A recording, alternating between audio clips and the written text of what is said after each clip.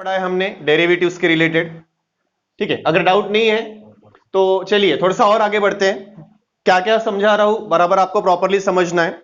हमने क्या पढ़ा है, what is derivative. Derivative actually बोलते किसको है, in terms of limit this is the definition of derivative.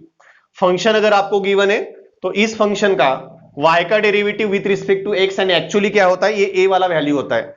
Limit del x tends to 0 f of x plus del x minus f of x upon del x if del x is a change in x, okay, it may be increment. So इस तरीके से अगर हमें मिल रहा है तो this limiting value is a derivative, हम इसको डेरिवेटिव मानते हैं। ये y का डेरिवेटिव हो गया with respect to x। Basic concept है, क्लियर है सबके लिए। अब देखो आगे और बढ़ते हैं हम। ये डेरिवेटिव का बेसिक कंसेप्ट हो गया, इसको और कहां पे यूज कर सकते हैं। और मैंने आपको एक क्वेश्चन के साथ छोड़ा था कि अगर आपको कोई फंक्शन गिवन है, उस फंक्शन का डेरिवेटिव निकालना है तो हमारे पास डिफरेंशिएशन है। ओके, डिफरेंशिएशन को यूज करके हम फंक्शन से डेरिवेटिव ऑब्टेन कर सकते हैं, ये हमने पढ़ा हुआ है अभी तक। और साथ में ये भी हमारे दिमाग में क्वेश्चन आ सकता है कि मुझे अगर कोई डेरिवेटिव प्रोवाइडेड है तो उससे मुझे फंक्शन कैसे ऑब्टेन करना है, तो उसके लिए भी मेरे पास कोई प्रोसेस होना चाहिए। है नहीं है बाद में देखेंगे, सोचते हैं उसके बारे में। अब देखो दूसरी तरीके से हम और एक सोचेंगे। मान लो हमारे पास कोई भी एक फंक्शन है, say y is equal to f of x is a function, ये कोई भी एक फंक्शन हो सकता है और उस फंक्शन का ये ग्राफ मिल रहा है हमारे लिए। ओके, सो इस फंक्शन पे कोई भी एक पॉइंट हमारे पास अगर है, चलो ए हो गया कोई point x is equal to a is any point, ऐसा कोई पॉइंट प्रोवाइडेड है। और ये अगर कर्व है तो मैं क्या करता हूं, I draw a line which intersect this curve at to distinct point. दो डिस्टिंक्ट पॉइंट में इंटरसेक्ट होता है, ऐसी कोई एक लाइन हम ड्रॉ कर लेते हैं। Now it is a line that intersect a curve in two distinct point. और 10 तक हम लोग पढ़ चुके हैं, a line that intersect, at least circle के बारे में आपने पढ़ा है। A line that intersect circle in two distinct point is a secant, हम उसको सेकंड बोलते हैं। Okay, so for this curve also it is a secant because the line intersect in two distinct point. अब दो point जहां भी intersect हो रहे हैं, ये हो गए दो पॉइंट। अब ए के बाद मान लेते हैं ये दूसरा पॉइंट है जो आ रहा है, तो हम सैक का ही यहां पे इंट्रोडक्शन थोड़ा लेते हैं, जो सैक के दिमाग में क्वेश्चन था कि एच क्या होता है। तो चलो ए के बाद एच डिस्टेंस पे ये पॉइंट आता है, तो I consider this value as a plus h. A के आगे आ रहा है, एच डिस्टेंस से ये पॉइंट आ रहा है, समान के चलते हैं। सो ए प्लस एच ये वाला वैल्यू हो जाएगा। अब ये जो पॉइंट हमारे पास है इसके कोऑर्डिनेट्स क्या हुए, ये अगर ए पॉइंट है अपने पास तो ए का एक्स कोऑर्डिनेट है ये, इस तरीके से ए का एक्स कोऑर्डिनेट मिल गया। अब इसका वाई कोऑर्डिनेट क्या होगा, तो ये what ever this particular height, यहां जो भी हाइट है, ओके, इस पॉइंट के लिए तो एक्स कोऑर्डिनेट ये हो गया, इधर का कुछ भी हाइट मिल सकता है हमें। अब हाइट कहां से निकालेंगे, अगर हमें निकालना है तो हमें कोई हाइट नहीं निकालना है, हमें सिर्फ वाई चाहिए। एक्स कोऑर्डिनेट ये है तो मुझे वाई कोऑर्डिनेट चाहिए, वो कहां से आएगा, यहां से आता है। अगर y is equal to f of x है और मैं x की वैल्यू अगर a रख रहा हूं तो y क्या होगा, एफ ऑफ ए, इस तरीके से। सो इसका y कोऑर्डिनेट हो जाता है एफ ऑफ ए।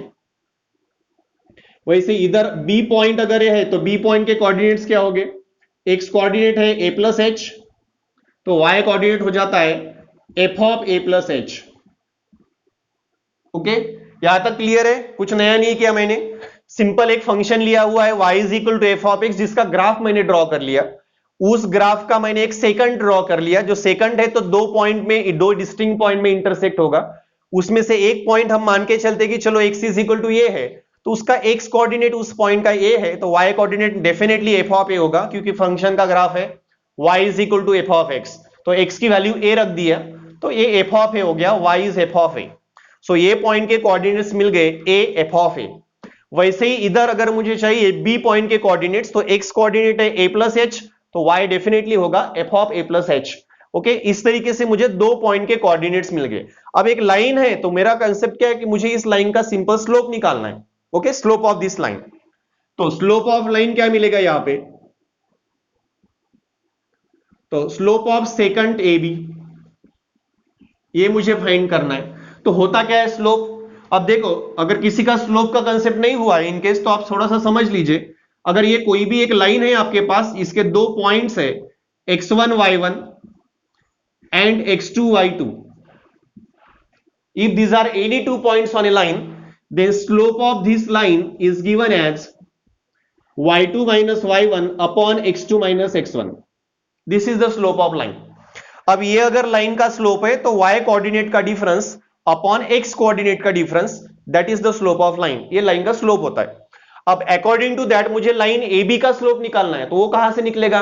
मान लेते हमारे लिए ये x1 y1 है और इधर x2 y2 है, तो क्या बनेगा slope? y2 minus y1 upon x2 minus x1. अब y2 कौन है? y2 हो गया f of a plus h minus y1 कौन है? f ऑफ a अपॉन इधर कौन है? x2, वो है a plus h minus x1 कौन है? a. So f of a plus h minus f of a upon a plus h minus a. Okay, इस तरीके से हमें मिल गया. अब ये स्लोप हो गया, तो यहां पे अगर हम देख लेते कि plus a minus a balance करता है एक दूसरे को, सो स्लोप ऑफ द सेकंड क्या बना? f of a plus h minus f of a upon h. ऐसा हमें स्लोप मिल गया, slope of secant AB. Okay, अब हम क्या करते हैं कि चलो ये जो B पॉइंट है, इस B पॉइंट को थोड़ा सा आगे की पोजीशन पे मूव करेंगे, तो मुझे चलो ये B1 नया पॉइंट मिलेगा. अब यहां से अगर मैं A से पास होने वाला और B1 से पास होने वाला लाइन अगर ड्रॉ करता हूं, तो क्या बनेगा? This line is also a second. ये लाइन फिर से सेकंड है. अब B1 पॉइंट से इस पॉइंट को और आगे मूव करता हूं, तो चलो ये B2 को ही पोजीशन मिलेगा. फिर भी यहां से अगर कोई A से और B2 से लाइन पास होगा, तो इस तरीके से लाइन पास होगा. Still that line is a second, क्योंकि वो कर्व को दो पॉइंट में, दो डिस्टिंक्ट पॉइंट में इंटरसेक्ट कर रही है. ओके, अब ये पॉइंट अगर हम आगे आगे मूव करते जाते, तो ये कब तक चलेगा? जब तक ये जो पर्टिकुलर B पॉइंट है ये मूव होते होते A के पास नहीं आ जाता है. सो जब A पॉइंट A के पास अगर आता है, तो पोजीशन क्या बनेगा लाइन का? Line will be like this. ये लाइन ऐसा बनेगा. When this point B will overlap A, definitely it will be the line like this. अब ये लाइन हमारे लिए क्या है? It is definitely a tangent. ये हमारे लिए टेंजेंट है. ओके, सो सेकंड को अगर हम कम करते करते ला रहे हैं, if this point is approaching towards A, I say B point is approaching towards A, at the same time second is approaching towards becoming tangent. Second अपने आप टेंजेंट बनते जाएंगी. Okay, so when B point approaches towards A, the second will become tangent. वो second tangent हो रही है. But जैसे B point A के तरफ आ रहा है, उसी वक्त क्या हो रहा है वहां पे? ये जो A प्लस H है, ये पॉइंट इधर मूव होते जा रहा है. अगर B1 यहां आएगा तो ये पॉइंट यहां पे मूव होगा. क्या हुआ? H कम हुआ. ये पॉइंट और आगे आया तो this will be the new position, तो H की वैल्यू और कम हो रही है. That means we say as this A tends to B, B tends to A, जैसे B पॉइंट A के तरफ मूव हो रहा है, at the same time H में क्या चेंज हो रहा है? तो H कम कम होते जा रहा है. H is becoming smaller and smaller, तो H की वैल्यू 0 की तरफ बढ़ रही है. Okay, so as B tends to A, H tends to 0. जैसे B A के तरफ जा रहा है, H 0 के तरफ जा रहा है. ओके, सो अगर H टेंड्स टू 0 अगर है, हमें ये पॉइंट को और कम कम करना है. So when H tends to 0, clearly we are taking the limiting value. हम लिमिटिंग वैल्यू ले रहे हैं. तो अगर हम इसका लिमिटिंग वैल्यू लेंगे तो क्या होगा? Limit H tends to 0, slope of secant AB is equal to what? Limit H tends to 0, f of A plus H minus f of A upon H. ऐसा कुछ मिलेगा. Now limiting H tends to 0, slope of secant AB. लेकिन अगर हम second को limiting कर रहे हैं, तो स्लोप सेकंड क्या बनती है? Tangent. So limiting position of a secant is a tangent. Secant का ही लिमिटिंग पोजीशन अगर टेंजेंट होता है, तो limit H tends to 0, slope of secant AB, इसका ही मतलब होता है slope of tangent AB. Tangent AB is equal to limit H tends to 0, f of A plus H minus f of A upon H.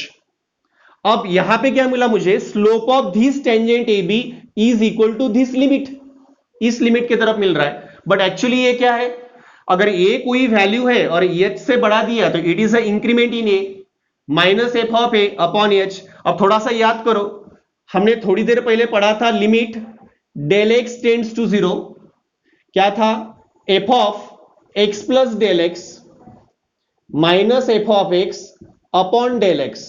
तो यहां पे del x क्या था, it is change in x, तो ये x का change था, okay, minus ये क्या था, original value of f of x upon change in x that is del x.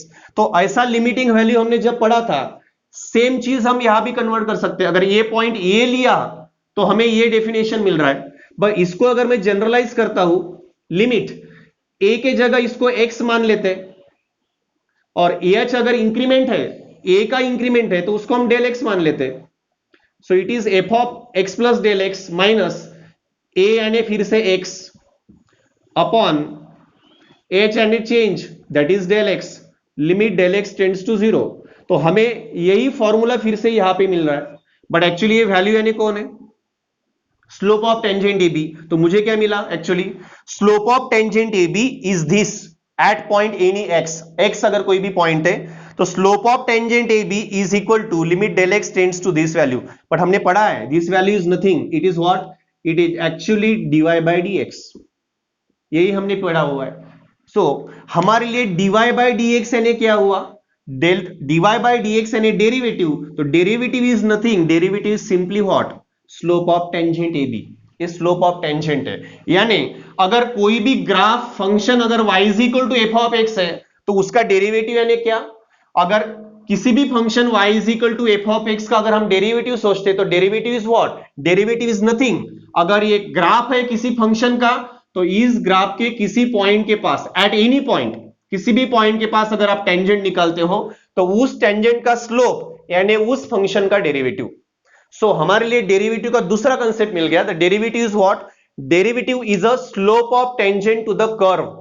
अगर आप function y is equal to f of x लेंगे, उसका आप कुछ भी ग्राफ निकालो, एनी ग्राफ, जो भी ग्राफ बनेगा उसका, उस ग्राफ को अगर आपको टेंजेंट निकालना है तो उस ग्राफ के टेंजेंट का जो भी स्लोप होगा, that slope is a derivative of that function, उस फंक्शन का वो डेरिवेटिव रहेगा।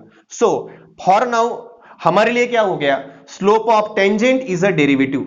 सो डेरिवेटिव का एक दूसरा भी कंसेप्ट है, दैट इज इट फंक्शन है y is equal to x square, differentiate करेंगे तो क्या होगा, dy by d x is equal to x square का डेरिवेटिव क्या होता है, 2x। So y is equal to x square अगर फंक्शन है, इसका अगर आप ग्राफ निकालेंगे तो 2x क्या रहेगा, उसके टेंजेंट का स्लोप, उस कर्व के टेंजेंट का slope, okay. So clearly derivative is a slope of tangent, derivative यानी किसी भी फंक्शन के कर्व का जो भी टेंजेंट निकलेगा उस टेंजेंट का स्लोप। तो ये दूसरा कंसेप्ट है हमारे पास, derivative is the slope of tangent. अब फंक्शन दिया है और मुझे टेंजेंट का अगर स्लोप निकालना है तो मैं क्या करूंगा, differentiate, okay. If I have a function and I want to find the slope of tangent तो आई विल डिफरेंशिएट। लेकिन अगर दूसरा क्वेश्चन मेरे दिमाग में आया तो कि चलो मुझे टेंजेंट का स्लोप गिवन है और मुझे वो टेंजेंट किस कर्व की है वो कर्व निकालना है, if I want to find that, तो फिर मेरे पास इसके लिए भी कुछ टूल होना चाहिए। If I have a derivative then I want to get function, ठीक है। सो डेरिवेटिव दिया है और मुझे फंक्शन निकालना है, या फिर मुझे किसी टेंजेंट का स्लोप दिया है और वो टेंजेंट जिस कर्व की है मुझे वो कर्व फाइंड करना है। तो ये अगर इस तरीके से मुझे सोचना है तो definitely I must have certain tool for it. इसके लिए मेरे पास कोई टूल होना चाहिए जो डेरिवेटिव के रिवर्स में काम करेगा, डेरिवेटिव के उल्टा जाएगा कि भाई मुझे टेंजेंट का स्लोप पता है ना, तो मुझे वो फंक्शन निकालना है, y is equal to f of x निकालना है। And if I want to find that I will have to work exactly reverse of derivative, and this reverse process of differentiation is called as integration. So differentiation का जो reverse process रहेगा that is integration. जरूरत क्या है, जरूरत clear है कि मुझे अगर डेरिवेटिव पता है तो मुझे उससे फंक्शन मालूम करना है, या फिर मुझे किसी टेंजेंट का स्लोप पता है तो मुझे उससे कर्व निकालना है। अगर ये निकालने का काम रहा तो मुझे उस केस में उसका रिवर्स प्रोसेस होना चाहिए, पता होना चाहिए, and that exact reverse process is called as integration, okay. So हमारा जो नेक्स्ट कंसेप्ट रहेगा that is the concept of integration.